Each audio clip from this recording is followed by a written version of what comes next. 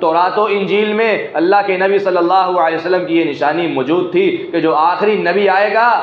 وہ کبھی بھی برائی کا بدلہ برائی سے نہیں دے گا، اچھائی سے دے گا، اور کسی کو برا بلا نہیں کہے گا۔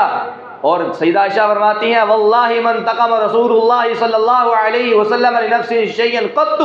کہ اللہ کی قسم کھا کر کہتی ہوں رسول اللہ صلی اللہ علیہ وسلم نے پوری زندگی اپنی ذات کی خاطر کسی سے انتقام نہیں لیا۔ اللہ کے رسول نے کسی بندے سے بھی انتقام نہیں لیا۔ اپنی ذات کا مسئلہ ہے، اپنی جان کا مسئلہ ہے، کسی نے ظلم کیا آپ نے معاف کیا، کسی نے آپ پر زیادتی کی آپ نے معاف کیا، صحابہ کرام پر ظلم کیے گئے وَلَٰكِن يَعْفُوا وَيَصْفَحُوا، آپ معاف کرتے رہے، درگزر کرتے رہے، سب کو معاف کر دیا، حتیٰ کہ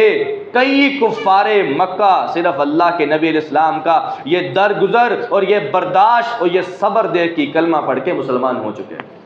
فَبِمَا رَحْمَةٍ مِّنَ اللَّهِ لِنْتَ لَهُمْ، اور یہ اللہ کی طرف سے تھا۔ اللہ نے کہا میرے نبی علیہ السلام آپ اللہ کی رحمت کی وجہ سے ان کے لیے نرم ہے۔ وَلَوْ كُنْتَ فَظًّا غَلِيظَ الْقَلْبِ لَانفَضُّوا مِنْ حَوْلِكَ، اور اگر آپ سخت دل ہوتے، اگر آپ انتقام لینے والے ہوتے، برداشت نہ کرتے، صبر نہ کرتے، ہر برائی کا بدلہ برائی سے دیتے، تو یہ صحابہ جو آج آپ کے قریب آ چکے، اسلام لا چکے، مسلمان ہو چکے، ان میں سے ایک بھی آپ کے قریب نہ آتا، دور ہو جاتا۔